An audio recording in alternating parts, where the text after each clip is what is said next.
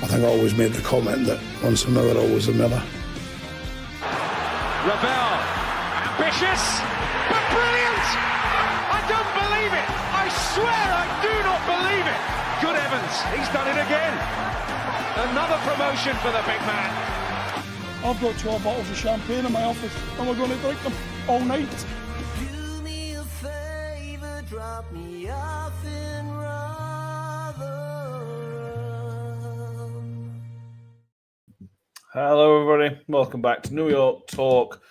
This is the Rotherham United podcast. We have a game to talk about where things happened. I'm certain things happened. It didn't feel like it at the time that things happened, but things did happen. So we'll talk about whatever we can find Rotherham United related in terms of the game that happened yesterday. We do have another game to preview. We have third place Wycombe Wanderers coming to town on Tuesday, which fills me with significant dread.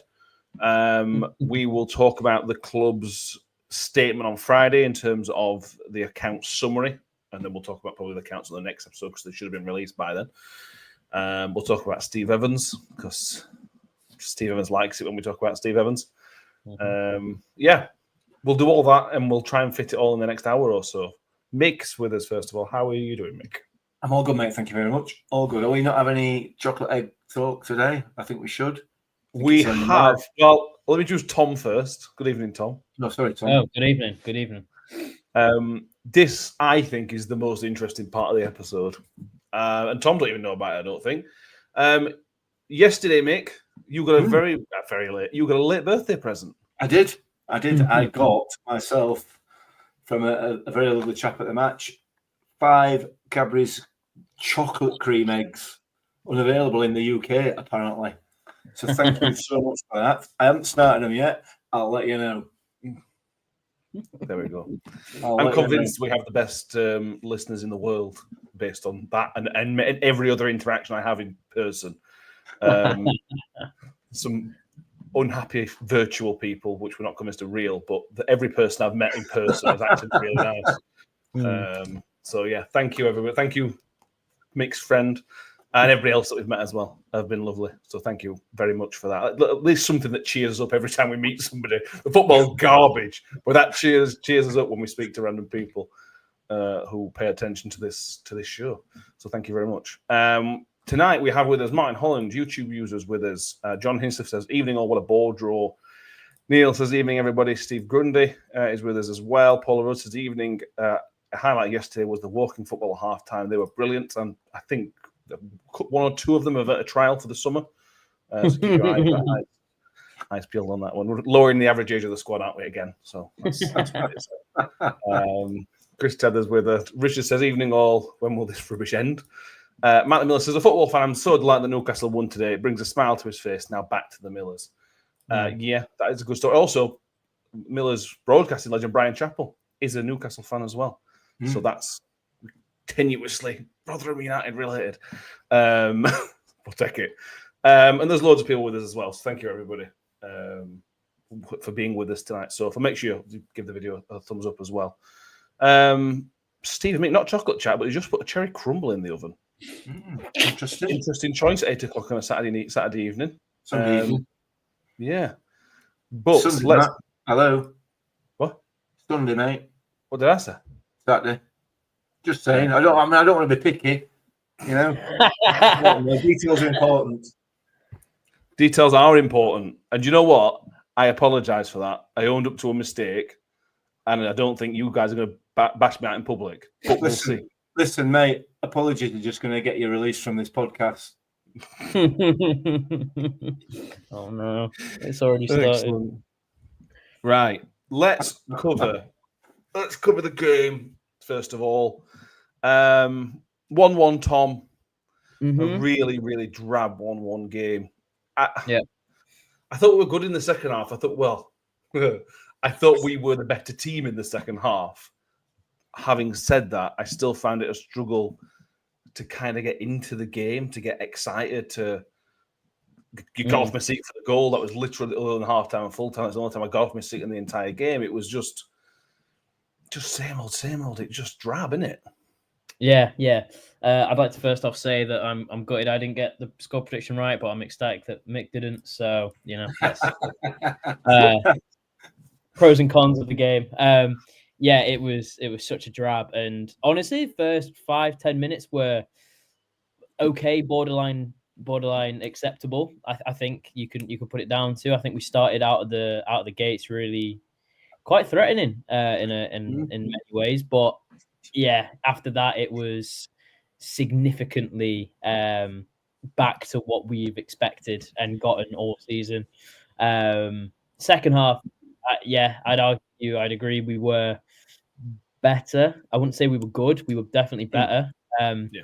And I think the fact that Exeter are below us and still are, there are times in that first and second half where they looked like a really neat footballing oiled team, and they're worse than us based on the league table. But they were, end of the day, I think we should have won. I do think we had enough chances to kind of see the game out and win. But having said that, there were occasions where Exeter looked like a lot better side than us, and kind of puts in perspective the situation we're in. It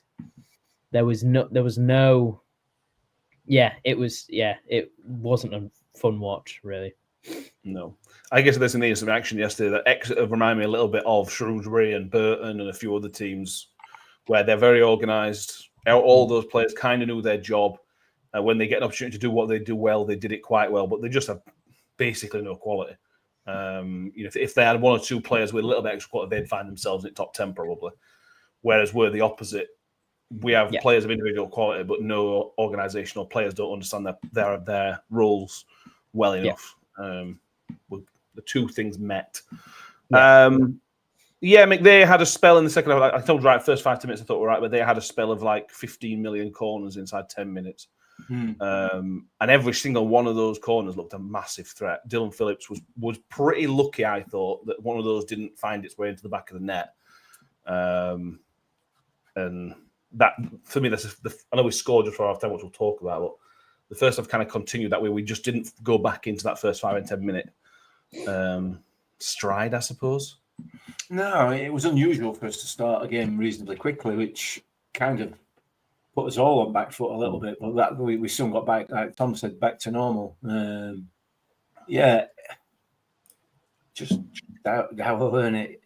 They did have a period, like you said, with all those corners that you did feel that one of those was going to go in, and Phillips was flapping at most of them. He finally managed to get one into his midriff and hold on to it. But it was a period where you just thought it's coming. There's a goal coming. But thankfully we held on and managed to peg them back just before half time. But did we deserve it? I don't think we did, really. To be honest, the standard of play was just the same as it's been all season. Midfield, we didn't have a midfield. No, we just didn't have a midfield. We played 4 at back and 6 up front, essentially.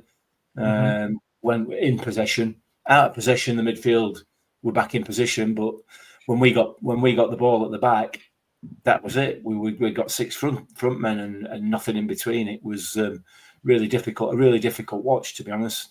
Yeah. And I think arguably, like you said, with that little spell that they had, I think arguably we were lucky to go in 1 up at half time. Yeah, I completely agree. Although, Tom, we should have been ahead.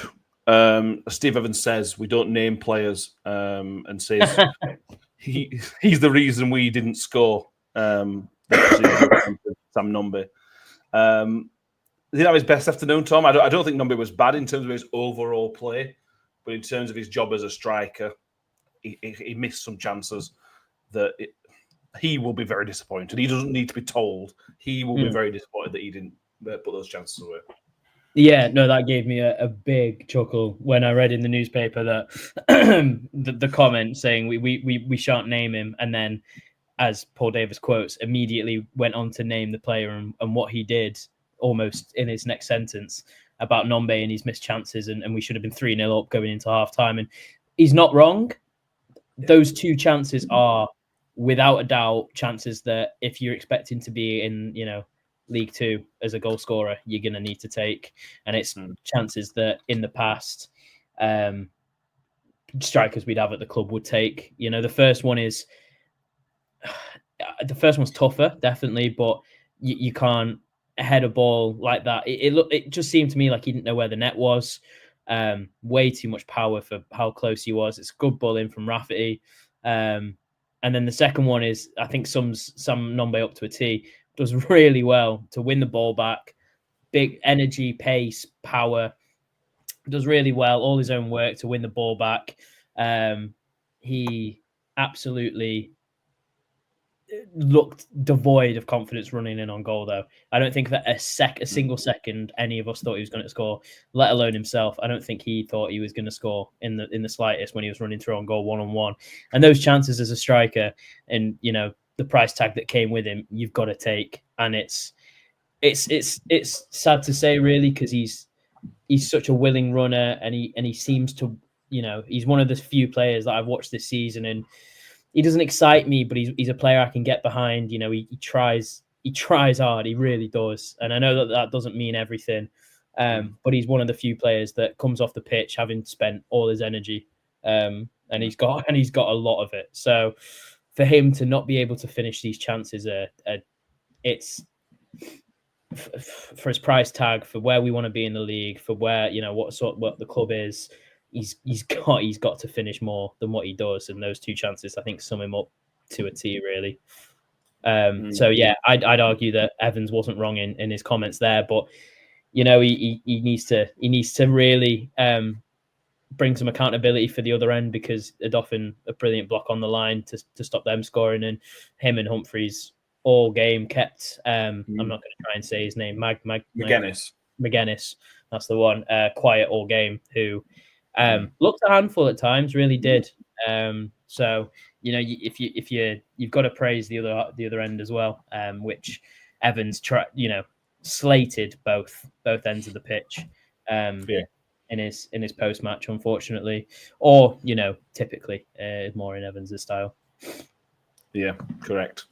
Clever asking about Hugo. Apparently, Hugo was slightly injured. Yeah, he failed essentially a fitness test on Friday. For the Nombe chance, do you have a bit of sympathy for the second one where Wilkes kind of gets in his way? Wilkes wanted the pass, and he ended up getting a little bit in Nombe's way. Nombe, I think he should have took it earlier anyway. I don't really know what Nombe was doing trying to take it right keeper but anyway. But do you have any sympathy? A little bit. I think once he's got Malik Wilkes in his eye line, it makes it very much more difficult for him to do what he was trying to do. You could see what his intention was to try and take it around the keeper, or to pull the keeper out and slot it around him, and unfortunately got Wilkes in his eye line. Arguably, there's a pass on to Wilkes, just a little for a tap in, but he's a striker, you know, and I know Malik Wilkes got first on a little bit with him immediately after it for not passing it, but.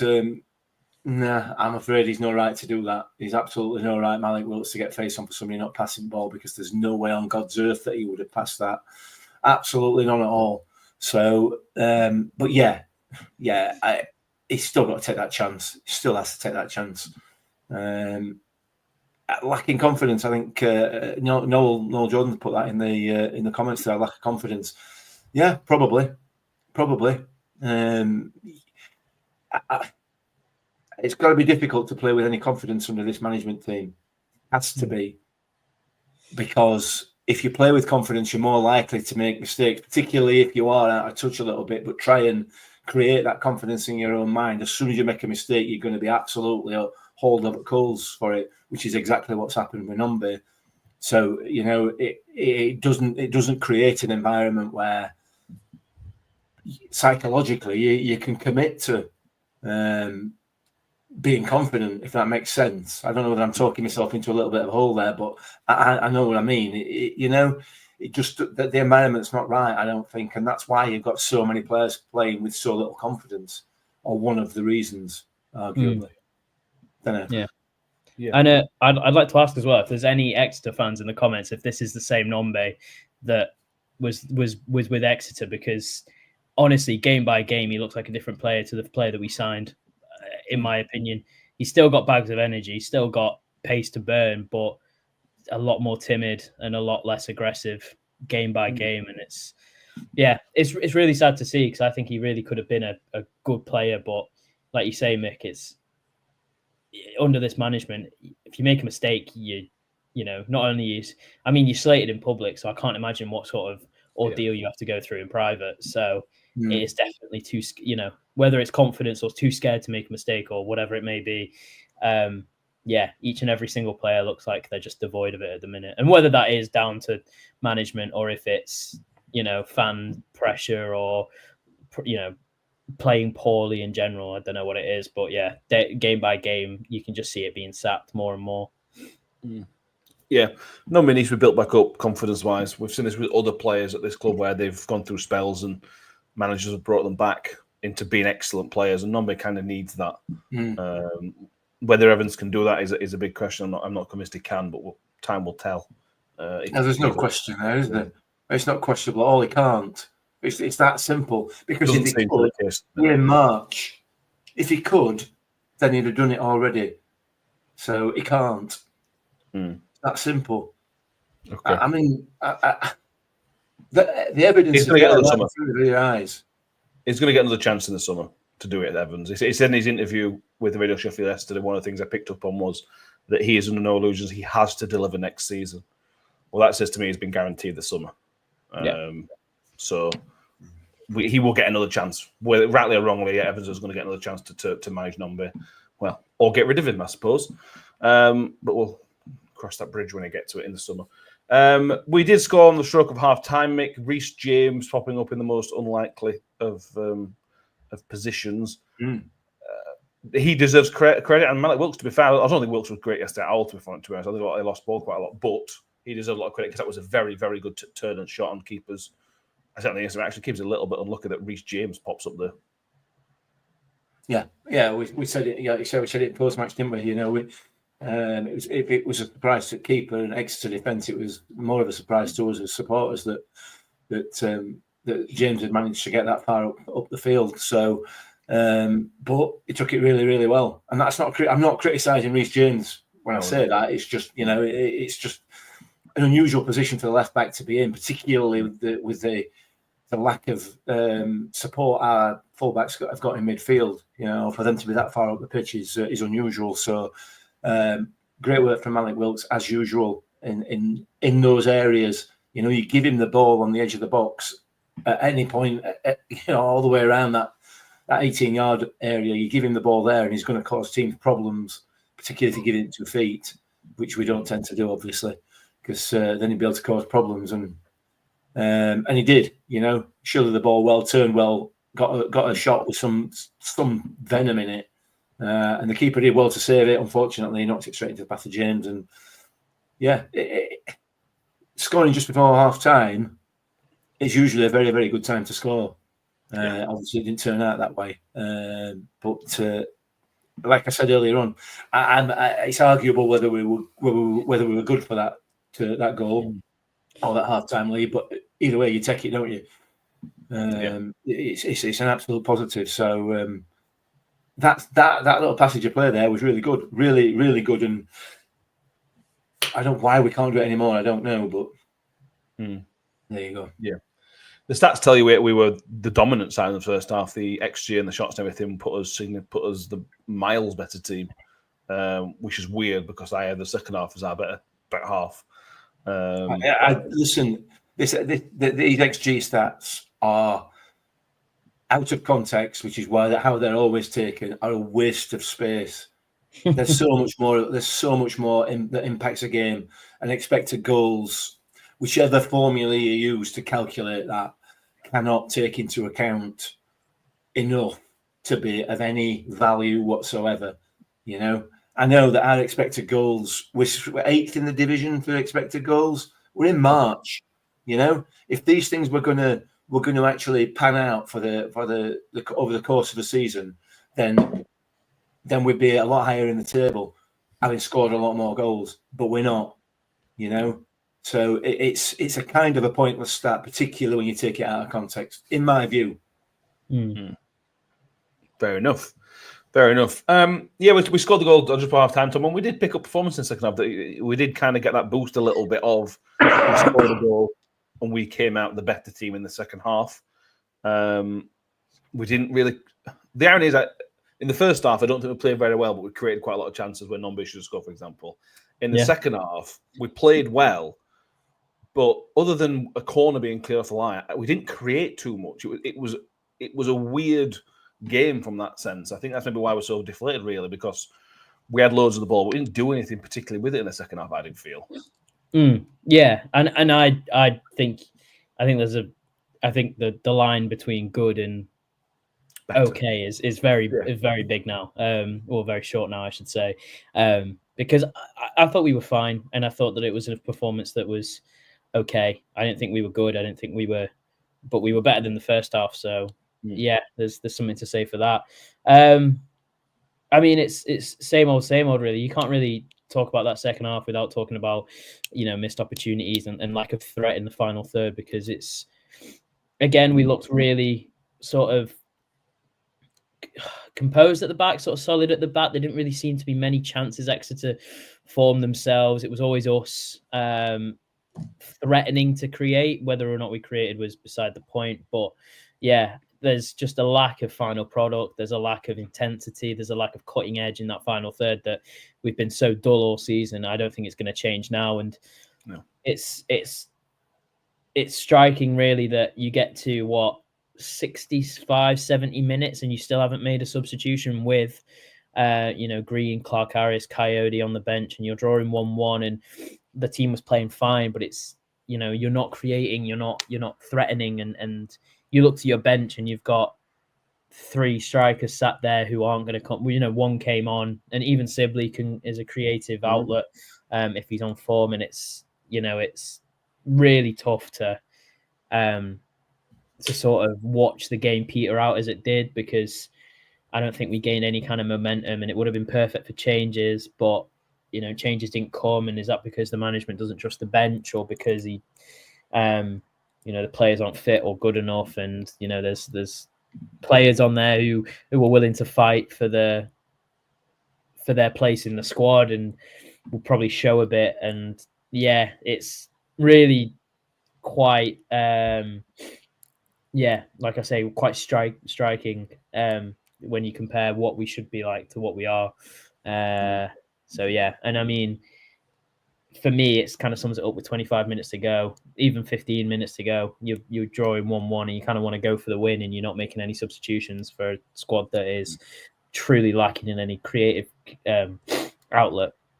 Really tough to sort of sit there and watch it. And if I'm being completely honest, I watched that whole game. Can't really remember much of that second half. It was for me quite dull. Yeah, I agree. You're right with subs. I think one of the things that has changed more in football since you've gone to 5 subs is the substitutions you make will win you the game. Ipswich are a perfect example of that in League One and the Championship. Wrexham last week, we saw the bringing Flesty and Fletcher on. He's specifically been signed to play 20 minutes end of every game. Yeah. I'm not saying to do that, but you're seeing more and more clubs are understanding that you're going to use 5 subs, so you need to use your subs. We're making 1 sub in JJ, 20 minutes from end, and then Sibley gets 5 minutes or whatever it were. Yeah, and I'm not saying that they would have affected the game in any way, and the players that were on the pitch weren't good enough to do the job. But if you watch Coyote's interview and you think about the situation behind some of the players that are in this squad, and Duncan and Holmes, and I'm not saying that these players are going to come on and change things, but for me, it's a case of give them a chance, because they're young lads who are sort of fighting for their careers, and there's a fire in them and a fuel that a lot of the starting 11 probably don't have, because the season's done, season's finished. Really, it is.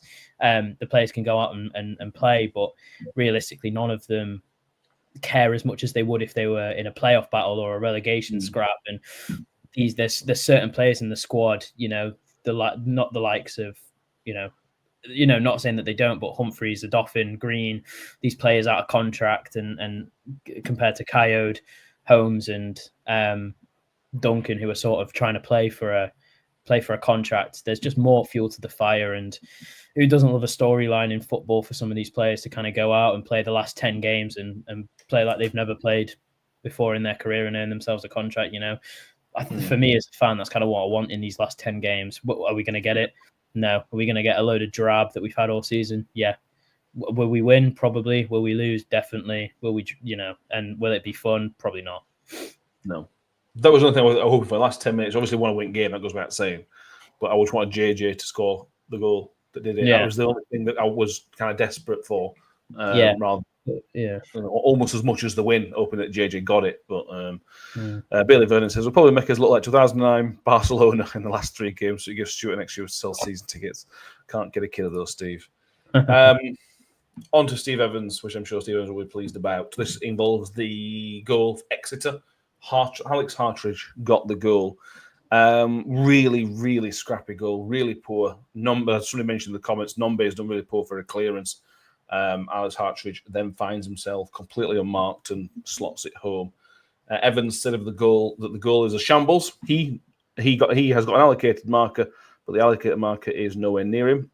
He, the marker, comes out and says sorry afterwards. Sorry gets you released from this football club. They are not acceptable. Do you want to pick about the goal first, Mick? Well, I'll give you the quotes. We'll give you a chance for a mini Mick rant here. Yeah. We think that's directed at Hacks. If you watch the replays, it looks like Hacks is the man that's meant to be marking Hartridge. Yeah. Hacks was man of the match yesterday. I've not seen anybody else suggest anybody else was man of the match. Hacks was man of the match. Thoughts on that? Come on, I just think it's careless again. The goal's poor, isn't it? It's poor all round. Poor defending, poor clearance, poor marking.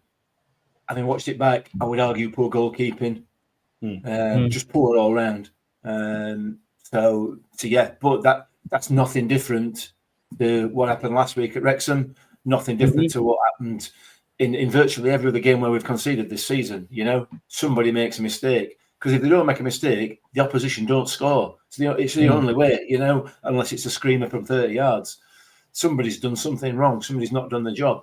That's football. That's how it works. So, yeah.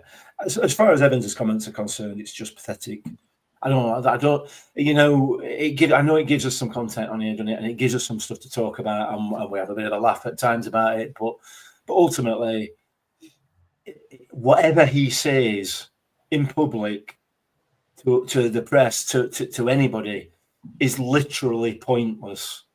It's pointless because it's just post-match. All he does is rants and raves. He doesn't think about what he says. He just says the first thing that comes into his head. He's not considered. It's just crap.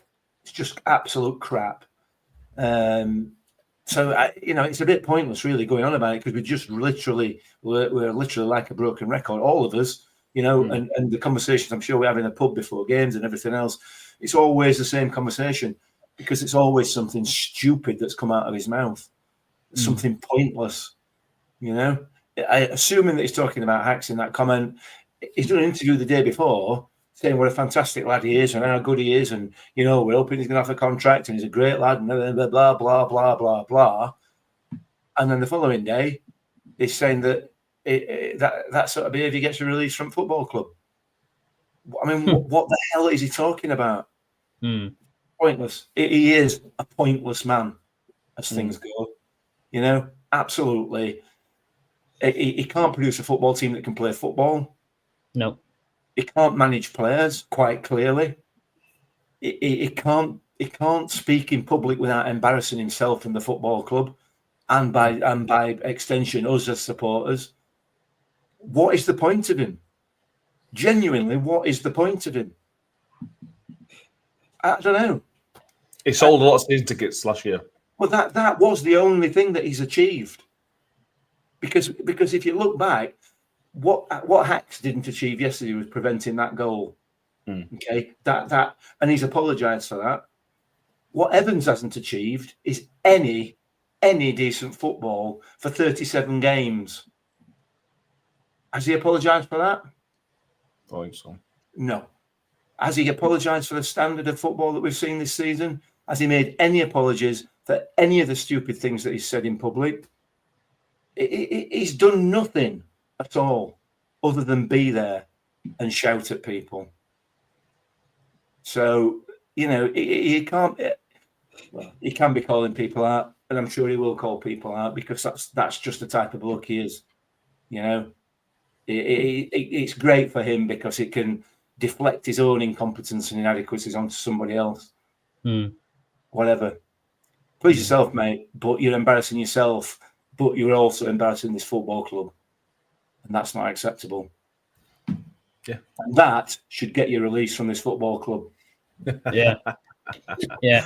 I love that. I agree with every single thing you said there, Mick, but I think we alleviated to a new rant there because you just questions the existence of a man.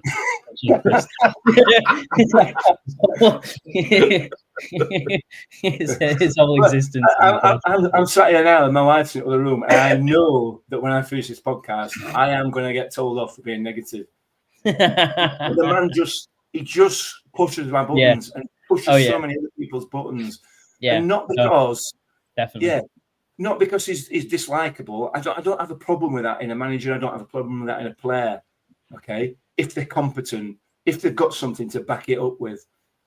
But he's full, absolutely full of it. And none of it is competence. Okay. People agree with you, Mick. I don't know. There's not much. There's loads of people in the comments that saying the same thing. Yeah. Brian Vernon interesting says, I've seen a few people mention this. Brian Vernon says he's trying to make Hacks exit on his terms, not Hacks's terms. And I think this is a potential storyline to watch over the next few weeks, Tom, to be honest with you. Yeah. Because we all know Hacks is leaving. You can agree with it, disagree with it. For me, Hacks is leaving on the right terms because he's still putting in 100%. You know, he's always, from a non-footballing side of things, he's always first over to the fans after the game. He's always the only one that goes around the pitch.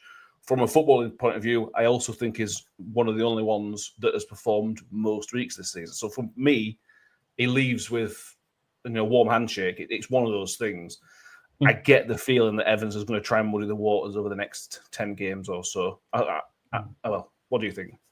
Yeah, completely agree. Like I said with Nombe, he's one of, if not the only other player in that whole squad where you think that he is, someone that you can get behind. He is likable as a character, as a player. He puts his body on the line. I mean, there was a chance in that second half where he intercepted the ball, ran from halfway line and took a shot on that. If that would have gone in, it would have been, man of the match worthy. And I'm sure he wouldn't have been slating him after the game for that. And I mean, a player who takes accountability, how dare he come out and say sorry, and how dare he take some accountability in a draw that doesn't matter in the grand scheme of things. How dare he come out and make a mistake and then say, I'm sorry about making that mistake, Gaffer. It ricocheted around in the box, didn't know where my man was, whatever. How dare he do that, and how dare he get released from the football club as a result? And I'm sure that that's the only reason he won't be getting a new contract in the summer is because of that mistake against Exeter. Because there's no way that man should not be offered a contract, and there's no way that man should take that contract because he is underappreciated by the manager following that statement. I think he's underappreciated, undervalued. The fans love him. I'm sure the other players love him and look up to him as a captain. Versatile player, can play his natural position of right back, centre mid. He can play, striker if you asked him to. He'd probably play in net if you asked him to. He is a fantastic player, fantastic individual. Won that community player of the season a couple seasons ago. He doesn't deserve to have to put up with comments like that. Especially if he was taking accountability and going into that dressing room and apologising for that mistake, because he was by far and away man of the match. Did and has been most times this season. So, it's better for him if he doesn't sign a new contract. Worse for us as fans, worse for us as a team. But yeah, absolutely something that if you are that underappreciated by your manager, that you put in a stellar performance and you make one mistake, you're getting slated in the press for it. And I can't even fathom what would happen behind the scenes, not just this game, but every game this season. Then, I think he should, play, bet in the Championship under better management and really thrive as a footballer. Yeah, I agree. Evans Hacks is at least Championship quality. We should be doing everything we can to convince him to stay. Yeah. Making the highest paid player at the club, whatever. He is that good, and he could be that important to us. Yeah. Having said that, if I was Hacks, there's no way in a million years I would sign a contract. No, he's still young as well, isn't he? He's still 26, 27. Yeah, exactly. These are his best years now in the next 2-3 years. He could be a spearhead for us to go up next season, captain, leader, centre half general, whatever you want to call him. In the next couple of years, he could be the player to really send us up. But I can't see him. I can't, even if it was under different management, maybe, but currently, no way is he going to stay. He is, without a doubt, being treated probably like the rest of them, and not with enough respect. But that's the Evans way, and unfortunately, as fans, we have to go through it. Yeah, I agree. Oh yeah, just watch out, everybody. Don't. I think that's Evans trying to do it with Hacks. So just watch out for any comments you hear. And I know a lot of people are starting to, recognise the smell of BS that comes from Evans. So just watch out for that over the next 10 games or so. Because don't buy it. Don't buy what he's selling in terms of Hacks, is what I would say between now and the end of the season.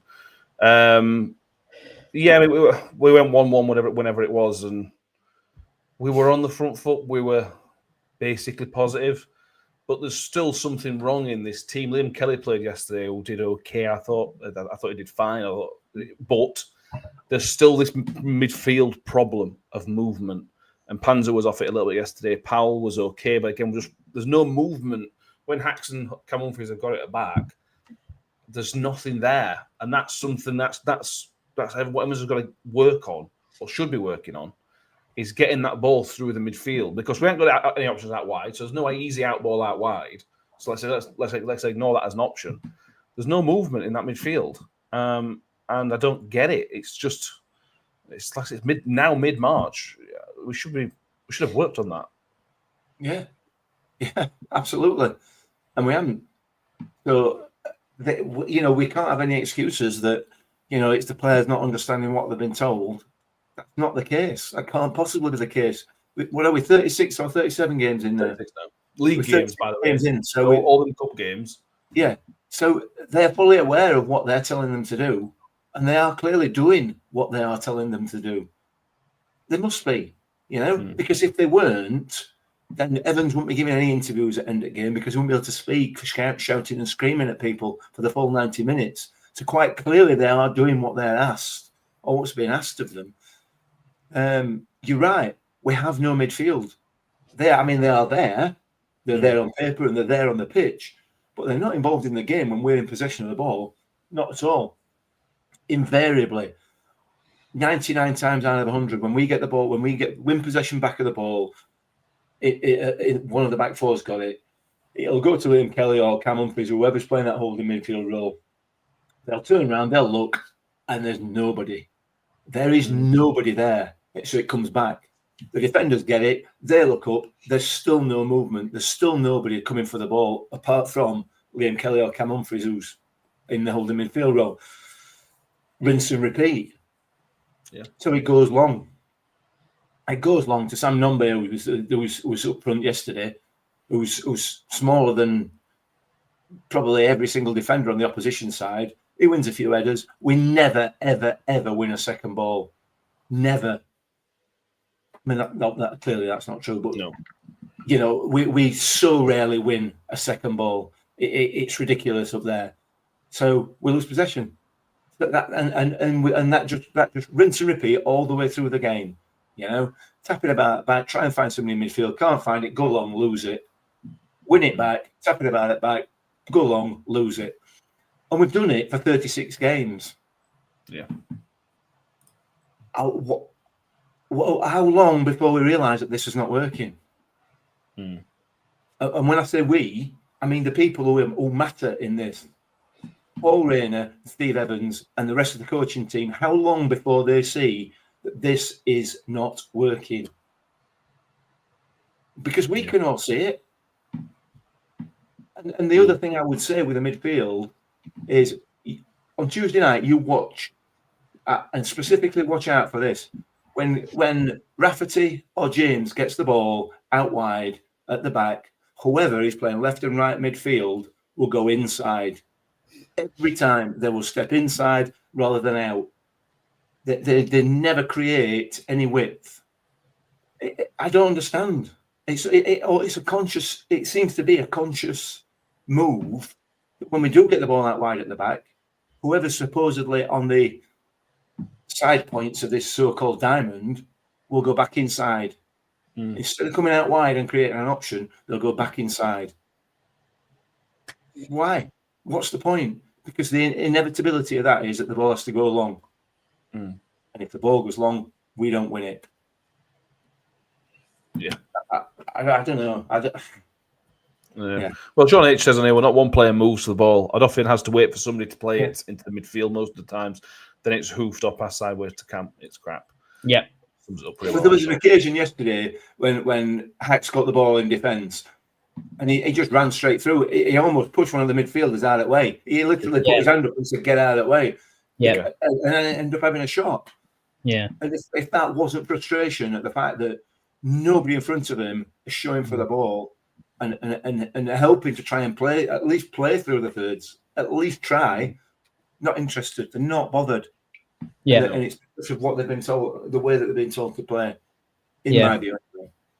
Well, I think we miss Teehee for that. I think Teehee, for all his cons, he at least showed for it and tried to move it and found space. And I think when Cam's in that position in front of the defense, I think he does it as well. And I think we miss him in there. And that's the consequence of only buying one centre half. Who that you can't really play. I think we do have the capability to have the players play in between the lines and link defense to attack, but it's so beyond the realms of what they're being asked to do. I think that they're too scared to do it, because if they fail, they'll be shouted at. If they don't do it, they'll be shouted at. I think there's many reason why they probably don't do it. And it's unfortunate, long are the days that Dan Barlassi used to pick up the ball and spray it 40 yards across the pitch, because, we've got nobody of that quality. Well, Liam Kelly did it yesterday, but the problem with Liam Kelly is every pass is floated. So by the time it gets to the player, the defender's already worked out. The defender's already there. Yeah. So that's why Barlas's quality was so high, because they were most of the time they were pinged in. Drilled. Yeah. And Liam Kelly is, and I didn't realize this until yesterday, he's 35 years old.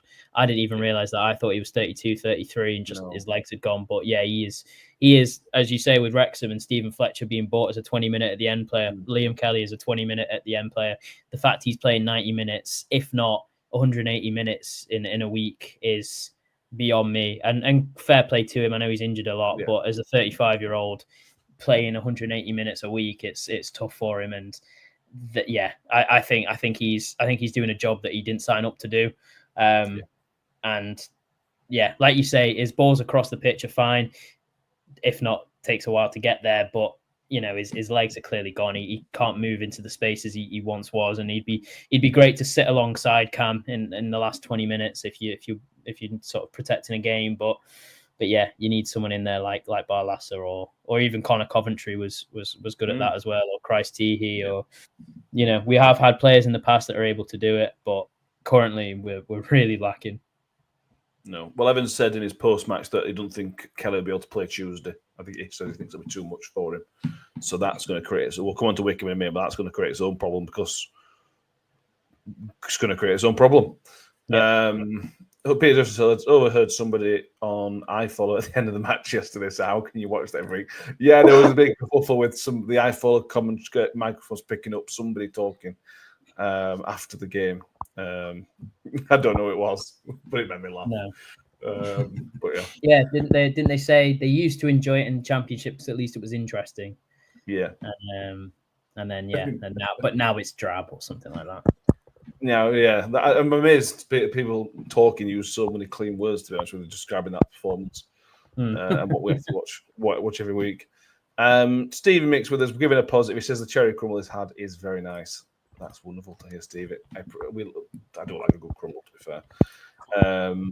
But yeah. Anything else on the game we need to mention? A couple of other bits we need to talk about. Is there any other? We talked about Hacks being a good performance. Anybody else that stood out? Not for me. I don't think anybody. One of those games, Mick, I don't think anybody played bad. Really, no. It was just I don't think anybody did particularly well at all. No, other than Hacks. It's just same old, 36 games of the same old crap, innit? Yeah. Completely. Right, let's talk about the figures, the statement that was released on Friday in relation to the finances, accounts.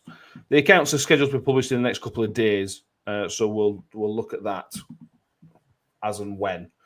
Club have lost 1.6 million, I think it was, which was to be expected when the championship. I can't remember exactly how much we lost the previous year, but it's about double the increase in terms of how much we lost in the year. The club did say that the Victor Johansson deal is included in that. Now, I thought the transfer window opened on the 1st of July, and these accounts are open until the 30th of June. So that'll be interesting to see when the accounts actually come out, whether the Victor deal is included with it. Can't do their own accounts, is what you're trying to insinuate. Well, there. what I'm saying, I sounds like I'm wrong. Sounds like I've made a mistake in the past, because I've always assumed it was the 1st of July that everything changed. Yeah. But it might be the 30th of June, and that's why they've been able to include it. But that'll be... If I'm honest, Matt, at this point, I'll trust you over the club, so I'll go with that. Well, what I would say, so what they've included 3-player sales is one of the reasons that helped the club. So one of those is Georgie Kelly, which if Georgie Kelly, we've got 100k for Georgie Kelly, I'd be surprised. It was a get off the books kind of deal. They also highlighted the Ben Wiles deal, and that is true. We sold Ben Wiles for around £1 million. We bought Sam Nombe for about £1 million. So although we did send Ben Wiles, it offsets itself. So the Ben Wiles one doesn't actually do anything to the accounts because we kind of spent the money. There was one paragraph which I think made every single Rotherham fan busted up with laughter. Yep. This was, as always, we will continue to assess and critique our own internal practices, but our recent history clearly outlines that the club must operate using a model which sees promising young talent acquired for a relatively low cost to be developed and sold on for a profit. How far is recent history, would you say? How would you have to go back for recent history? Just like I mean, Cameron Prince is like the last early 20s guy we bought. Yeah. How long was that? 3 years. 3 years? 3 years. The question I'd like to ask, and maybe we should have a fans forum, because the question should be, we'll read that out and then say, how's that going then? How's that working then? Yeah. Who does appointing a manager who has a previous reputation for absolutely not giving any game time to young players and bringing young players on? How does appointing that type of manager fit in with that statement? Because it doesn't. It absolutely doesn't. And this is the problem. This is one of the issues that really, really frustrate me and a lot of supporters as well. It's not true. We all know it's not true. We can all see it's not true. There is no evidence to suggest that it's going to be true in the future. Just don't say it. There's no need. That's what we'd like to do. Of course we would. And that's what we were doing when Warney were here. That was the plan. And it was starting to take shape, albeit there was an issue with how long we let contracts run down for, but that's a separate matter. Yeah. We had the assets.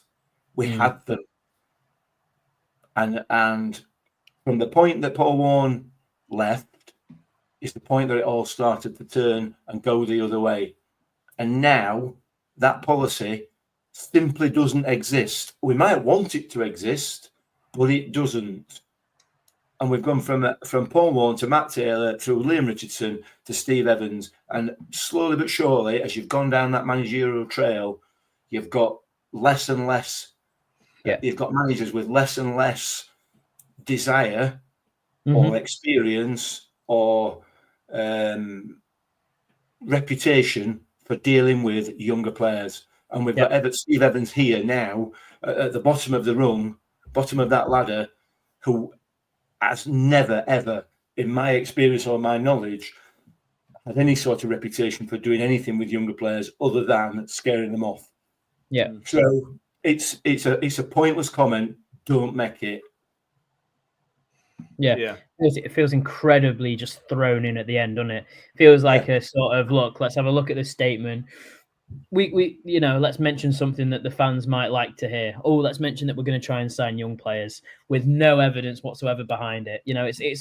It's so similar to just saying, yeah, no, we're gonna get promoted next season, and just putting that in a statement and leaving it as is, and just say, yeah, just throwing it out there because the fans might enjoy it or the fans might think something of it. But actually, what it has done is made every single fan go against the club, because I think anyone who's read it has read that part, and like you say, Matt, probably laughed when they read it, because that might have been the sort of the standpoint that we had 5 years ago, where we brought in players that were, weren't young, weren't like 18, 19, but were mid-20s, early 20s, and you could develop them and sell them on for a profit.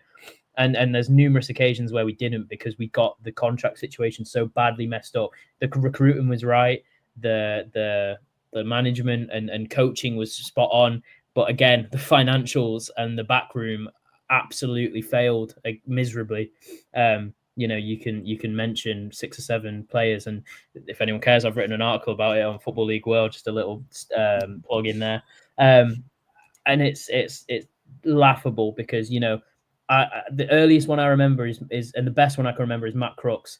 Signed him for 400k, had him for 2 years, helped us go up, almost helped us stay up, gave us good memories, sold him for 2 million plus, a 10% sell on clause or whatever it was.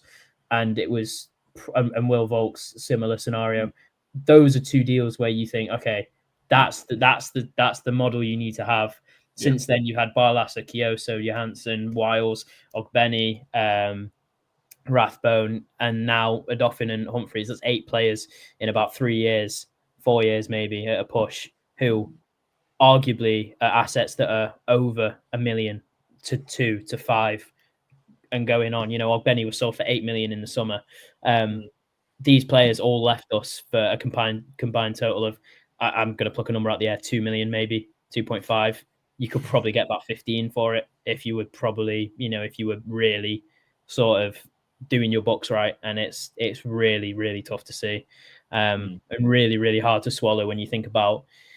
I'm sure it's difficult. I'm sure it's a really difficult task to sort of maintain these assets and make sure that they sign contracts and sell them for the right price, etc. But you got to think it's easier than what we're making it out to be. Yeah, I agree. Harry says they tried to give a bit more communication, but failed miserably. They did, and with these statements, I think it's good. We saw other clubs do. Bristol City, for me, not famously, but notably in the last transfer window, put out a really, really good statement on deadline day, basically explaining why they've not spent any money. Now they are actually in the playoffs. But you go through it. If you're going to put a statement like this out, there's one thing that's got to be is important, and it's got to be true. It's just got to be the truth. And if we any Rotherham fan, ignore that. Any football fan that knows anything about Rotherham United reads that sentence, that paragraph, they will know it's just wrong.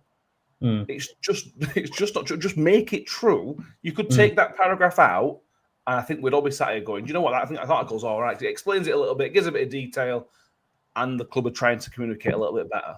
But when you're putting stuff like that in, it then the whole article becomes a pointless article, because you just kind of basically lied to us. In that one, so. You could prefix it. You could put that in there, but just change it. We would like to. Yeah. This is what we would like to achieve. Yeah. This is the model that that's fine. But that's not the model that we're working under. No, it's not. No. So and does that fall under the term gaslighting? I think it probably does, because they're just telling us absolutely something that we can see is clearly not true. Clearly not true. Or, let me rephrase that. Clearly not happening. Yeah. And the appointments that have been made clearly don't fit in with that model. Yeah. The signings that have been made don't fit into that model. Well, the 2 that half fit into that model would be Sean McWilliams and Joe Powell, 25 when we signed them last year. All right. But the problem for that, me, is you sign them on 2-year contracts. You're instantly on the back foot. You're straight away on the back foot. Because if both of those, they've had okay seasons, but if they'd have gone on brilliant seasons and they'd have propelled us to 4th and Joe Powell had the most assists and McWilliams covered the most amount of grass in the entire division, we're still on back foot this summer because they've only 1 year left on the contract. So in a year's time, they're going to go on a free. Yeah. So yeah. It's No, that's and I as a fan, I'd not even considered that. It's such short-term planning, and it's like you say, Mick. It is a form of gaslighting, trying to pretend to the fans like everything's okay when it's not. And even if it's not, and even if they've put that out thinking that that's the truth, and internally they think it's right, that's even scarier, in my opinion, because it's so far from what's actually happening that they think they're doing the right thing and signing these players on, like you say, 2-year deals that are, either beyond 30, so almost worthless, or a good age. But again, like you say, in a year's time, they're going to be leaving on freeze anyway. So who would sign them? They'll just wait for a year and sign them when they're free. It's really scary, really, really scary, the position that we're in now. Yeah. Tony Stewart was there at the game yesterday. I'll be honest with you, I only saw him for about 20 minutes of the first half, and then he disappeared again. So let's wait and see with that. We want to touch on the appeal suggesting that Steve Evans didn't shake the hands of Gary Caldwell. There was a video put out. Evans, when we don't win, Evans is always very quickly down the tunnel. Now, I can't say I saw him wait for Gary Caldwell and shake his hands. What I would say is that in the past, he has generally waited to shake the hands of the manager and then buggered off basically straight away. So I haven't seen video evidence either way. But I, based on his history this season, I'm willing to give him the benefit of doubt on that one. I understand how other people might not be. But we'll keep an eye on the accounts. Mick is obviously now retired, so Mick has no excuse. When the accounts come out in the next 2 or 3 days, we will have our man meticulously going through the accounts. Could be written, they might as well be written in Chinese, mate. I wouldn't have a clue what they say. I'll have a look. There'll be some YouTube videos that tell you how to do it. It's fine. Watch some YouTube videos and then you'll find out. I'm sure you'll find out. Well, what are you going to do? So I want to bring this up as well. That Neil said about Harris Douglas saying we can't offer a pro deal. He's only 17. Evans has said to Paul Davis that the club have turned down some offers for him.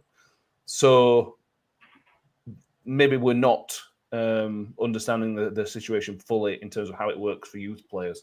Because if we're able to turn down offers for them, you know what I mean? So we'll see how that kind of plays out. I think he turned 17 in August, I think. But he was on the bench yesterday. Evans said he thinks it'll get some first team minutes. I think there was talk of being called up for international, weren't there? But I don't think that's happened yet for Harriet Duncan, one of the international teams. We'll see how that happens from there. Right, let's look ahead to Tuesday night, Mick. Wycombe Wanderers, who just lost second place to Wrexham with a 1-0 loss at home to Wrexham on Tuesday. They can take back second place with a victory against us on Tuesday night.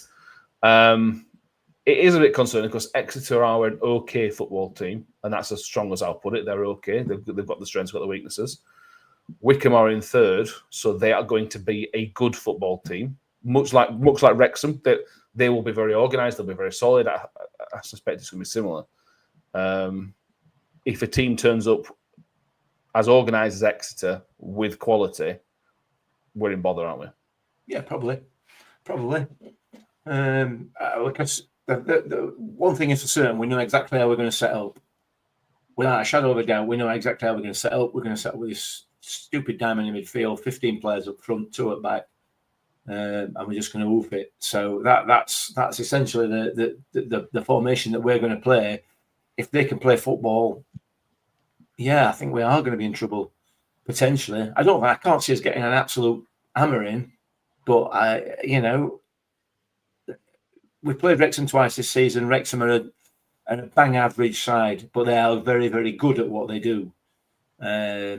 I think if this had been a League One from 2 or 3 years ago, last time we were in here, I think they'd be mid-table probably, maybe just pushing playoffs because the level is so bad this year. But so I'm not suggesting. I don't think that. Well, I am suggesting that probably Wycombe aren't as good as we're expecting. But I can't see us getting anything out of the game. I just can't. No. I'll be amazed. It doesn't matter if we do, we do. If we do, we do. If we don't, we don't. I don't care. genuinely, I'm not interested. I'm not bothered. Okay. And if it's too cold, I might not even go. No. Oh wait, no, I will. Are you at that age now where your cold's affecting your bones and stuff? Yeah. Not quite. Harry says we're going to win because it's just so Rotherham. It would be very Rotherham to go beat Wycombe, to be fair. Very, very Rotherham. And very Steve Evans as well. Lost a couple of games, under a little bit of pressure, goes and pulls off a decent win. Yeah. Martin Christmas, who cares? That's how most fans feel. I think it is. Mick just said. Yeah. Tom Swiss says, so Lincoln, Wycombe early in this season as a neutral player, fast attacking football, had pace out wide. Well, that's scary, pace out wide. What's that mean? I think I didn't know you were allowed to have pace out wide. It sounds like a bit of a cheat. Tom Swiss, yeah, correctly. Fred on your dim. Let's put ball out in wide areas then. Yeah, they're allowed to run quickly and like cross the ball from the channels, they call them. Right. Funny. Interesting. Yeah. I look forward to seeing that. I've not seen that for. I don't remember last time I don't know whether I've even seen it. No, I don't think so. Kelly Wilson asked about Jack Jules. Jack Jules could be back. Yeah, Evans talked to him up, I think, in the pre-match press conference. He talked to him, which will be really important, Tom, because if Liam Kelly can't play, which Evans was pretty definite on that, to be honest, we are then in serious trouble in terms of filling the hole. Because Cam Humphreys is the only one that's played there all season in terms of that sitting role, but Cam Humphreys needed it centre half, so we might see a change in formation, maybe. Will we? I don't know. I don't think so. For me, it's. I think he'd rather. I think he's. He'd rather change his. I think he'd rather keep his formation than his underwear at this point. I don't know. It's sort of. It's a weird. He's very sticking on this 4-4-2 diamond, and I think it's just about putting the players in, and if they don't fit there, then they're going to have to, sort of thing. So I can't see him changing his formation because it's such a clinical formation and such it causes terror amongst all the opposition. No, it's stupid. It's really stupid. I don't think it's a good formation. I don't think it works for us. I think we can get better better out of your players in so many other scenarios. If Zach Jules is fit, it pushes Cameron Humphreys into midfield, and I think that's a good change for me. If Zach Jules isn't fit, I think I'd still push Cameron Humphreys into midfield and give Harrison Duncan a go. Just, why not? There's literally nothing to play for. Genuinely nothing to play for. The only thing that you've got going forward for you is the players that, like I've said at the start, deserve trying to play and deserve a contract and trying to earn this contract and trying to earn professional football. Jack Holmes, Coyote, Duncan. Duncan's obviously got from the sounds of it, a great future ahead of him. Probably, in the best leagues, but not saying that League One isn't the best league. We all know it is. It's a place to be. Yeah. I'd give those players a chance. Players that there's something behind them playing. There's a reason behind them playing, because every other player on the pitch knows that they're going to be there next season, apart from the ones that aren't going to be because they're out of contract and they don't care. So they're just going to go wherever because they've done enough or whatever it may be. But yeah, for me, I'd love just a reason to get interested, not even excited, just interested in any one of our games going forward. And the storyline of JJ coming back from injury and scoring, in the next 6 in his next 10 or whatever it may be, is appealing to me. Shoot me, it's appealing to me that there's a sort of storyline and sort of there's some sort of motivation behind the players. But yeah, we'll probably not get that. We'll probably get Sibley covering at defensive midfield or McWilliams, or he'll probably play Reece James there and play McWilliams left back because that's their natural positions. It's just, for me, it's he's gonna do anything but change the formation. Yeah, I think you're right. We do still sit 14th. I'll probably look at this. I can't remember the last time we weren't 14th. It feels like we've been 14th for almost the entire season. We are the only game on Tuesday. There's no other game in the Premier League, Championship, League One, or League Two because of the international break. So the whole world will be watching the blockbuster that is Rotherham United. Sean H has mentioned Tom sort of Matt Miller playing Williams defensive mid. Yeah, but I think it's just another waste, isn't it? It's like playing at a right back. It's just a waste. Yeah. We didn't mention. I hope Williams was quite good, by the way, on Saturday. Yeah, I thought it was unlucky to get taken off. He was. As well. He was. But who knows? what are you going to do? Is Dan Gore back? Dan Gore, I don't know. Is he a defensive midfielder? And I think Crawley will be the game he's back for. Oh, yes. Assuming he don't get another sore foot. Yeah, or a headache or something. Yeah, a headache. Evans just can't train too hard because all on Evans's words. Because we've got to trust what he says. Correct.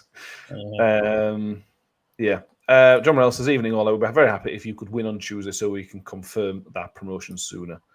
That's another thing. I wouldn't bet anybody else's. I wouldn't bet somebody else's money on us, John. No.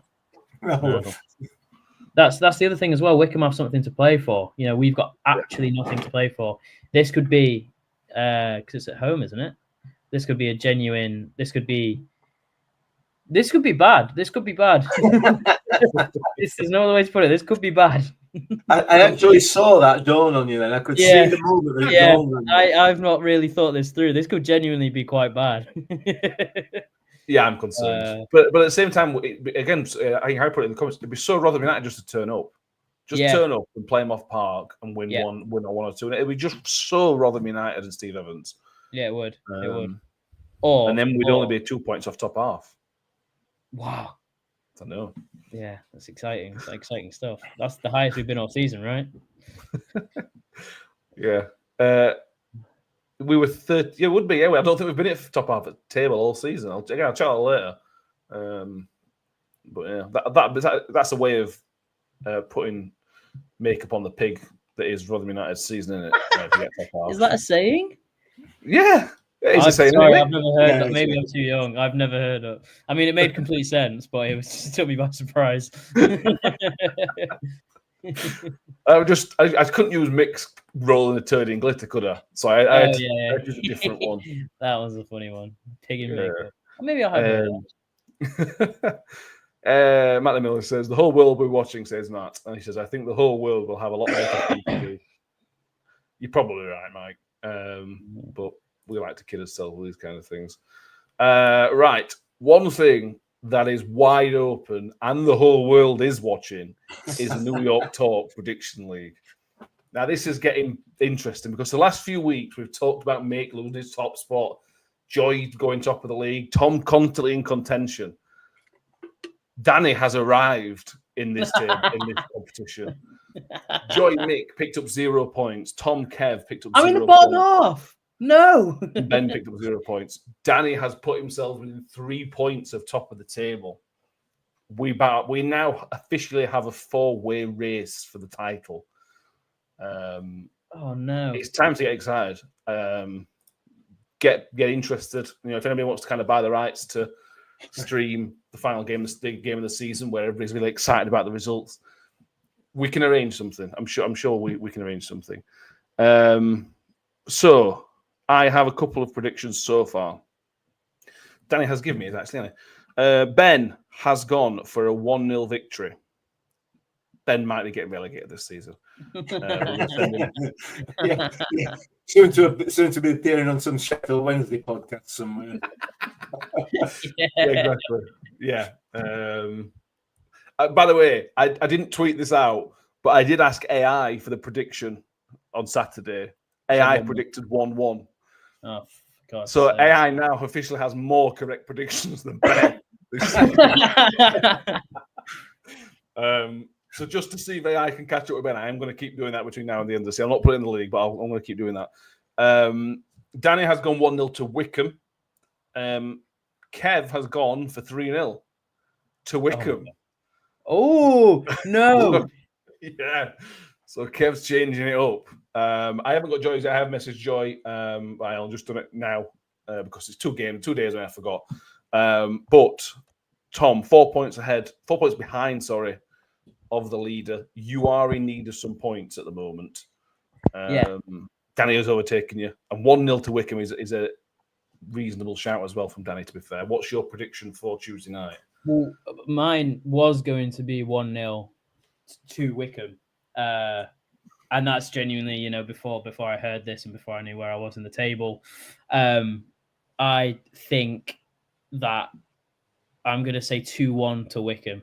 I think it's a weird. I agree with. I can't remember who said it in the comments, but I agree. I think we have a weird thing of turning up when we don't, or when we shouldn't, I should say. Sorry. And I think there'll be something in the game that we could come out with, but I just think, I think they'll have too much for us. I think that Kone is a fantastic striker. I think they play with width, which we struggle against, and they'll be hard to break down. So, 2-1 Wycombe. Okay. So we're mostly going for Wycombe victories, and Ben at the minute is the only one who's predicted a Rotherham victory. Mick, where are you going? Wycombe haven't won away since January. Oh, Really? God, here we go. And since January, they played four away games that have gone 1-1, 1-1, 1-0, 1-1.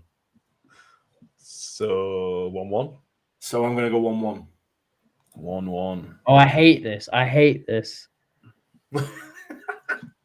so much. The entire podcast is much more interested in a made-up prediction league than it is the actual game. You say this matters a lot to me. I really want that belt. The thing is, we haven't drawn 2 games consecutively all season. And we will, because you predicted it, because you just get lucky. You get so lucky. But also, it's also the time of the year where things matter less for us. So what would be most obvious is that we'll get really boring results from now and between the end of the season. There'll be no exciting 3-2s. It'll be 0-0, 1-1s. One was a good shout. Well, I will get Joy's and I'll put a post out on whenever I get that in the next couple of days. I really want it to be 3-0 Wycombe now, so Kev gets some points for that. I think that would be poetic justice. They have won 3-0 away this season at Stevenage. Well, you know who was Stevenage last season? That would be poetic. Yeah. Right. Paula Rhodes and John said 2-0 to Wycombe. Paula Rhodes says 2-0. Phillips couldn't keep a clean sheet in the laundrette. John Rose says, sadly, a straightforward 2-0 Wycombe win for me. I'd love to be wrong because obviously it helped Birmingham. Usually says 2-1 to us. Think positive. Bailey Vernon says 2-1 to them. Steve says comfortable 2-0. Harry says 2-0 Rotherham. Prime Barcelona are about to turn up. Martin Holland says 0-0 in front of a half-empty stadium. 1-0 loss for Sean. Steve Grundy says 7-0. 7-0 to them. Richard says 2-0 Wycombe in front of 10,500. Callum says 2-0 and it's about to turn toxic. If there were fans there, Callum, I absolutely agree. But realistically, there'll be a 4,000 Rotherham fans. Not enough for it to turn toxic, I wouldn't have thought. But we'll see. Time will tell. Matt Miller says 1-1. Neil says 4-0 Wycombe. Reg says 1-0 to the Millers. Darren Cook says 2-0. Callum says, I asked ChatGPT and predicted a 3-2 win with a 93rd minute winner. ChatGPT needs to get it sent tested because that is crazy. Get out more. I will check that. I have a couple of stats for you, which I maybe should have given you before you put your predictions in, to be honest with you. But we are where we are. We have not beaten Wycombe in the last 4 meetings. We have 1 win in the last 14 meetings. And we haven't beaten Wycombe in Rotherham since 2000, September 2000. And that was a fun day for me because I was the mascot on that game. So I remember. And surprise, drum roll, please. You're going to be the mascot for this one. Yeah. Okay, I'll take it. Make him have a day slightly more interesting than it's going to be. Yeah. It's a good point. Actually, we haven't scored in any of the last 3 games against Wycombe at home. We haven't. Can I change my prediction? No, I'm kidding. I did make it out the referee, but now it's disappeared. So you are going to wait a minute while I do your ref watch for you. That's the only game. It is Simon Mather or Mather. I'm not sure how you pronounce that. He has refereed us this season, and again, I did check, but it's now gone off my screen. It was earlier on in the season. He did the 1-1 draw away at Charlton. He was fine. Yeah, there was a Liam Kelly goal. That's all I can see. Two outstanding goals that game. You can't. Mascot Matt coming out holding Steve Evans' hand. You can see it now. Yeah, that was great. Has anybody got a Photoshop? Can somebody make that happen for you? That'd be so good. No, don't. Please do. Anything else? No. I'm really worried about our start of season predictions now. Now we're coming to the crunch time. I'm not, because I predicted the lowest league position. Yeah, you did. Yeah, you the pessimist did quite well. I was the pessimist going 8th, and I thought that was a really, really pessimistic prediction. Yeah. I'm very nervous. Very nervous. Yeah. All those people that said we were too negative at the start of the season. Yeah. This is the problem with this season. It's making us look like we half know what we talk about. Yeah. Which is weird. But there we go. Anyway, we'll go. I think this season prediction might be worse than last season's. And as John just put in the comments, last seasons were awful. Yeah, last season was not good. We'll see. Make sure you have subscribed if you haven't done so already. The numbers keep creeping up on YouTube, so we do appreciate everybody that does. Make sure any watching in the video in live, make sure you give it a thumbs up. If you're watching after, give it a thumbs up as well. And if you're watching post, make sure you give us a comment with your score predictions, like everybody has done live so far. There will be an instant reaction on Tuesday. It's probably going to be cold, so it's probably going to be from the room that Mick's in at the moment. But we'll see how things pan out on that one. But there certainly will be that thing I just said, instant reaction. We'll be back on Thursday for the full review of the Wycombe Wanderers game. And don't forget, next Sunday we're going to do kind of split the show. We're going to talk about the book Warnock's Time in Charge from Holland. We're also going to do a phone-in show. So if you want to have your say on Rotherham United at the moment, do get in touch, because you have the opportunity to have your voice heard on this show. If you are listening on iTunes and Spotify, make sure you've given us a 5-star rating and followed or subscribed, or whatever it allows you to, on your particular podcast provider. Thank you, Mick. We needed an update on the next episode about your chocolate-filled chocolate eggs. I'll let you know. That is important. And Tom, thank you very much. Make sure he checks out Football League World for Rotherham United. So Tom climbing up the Football League World table. Yeah, thank you. We will see you next time. Thank you for watching. And as always, up the Millers. Oh, the Millers. Evans out.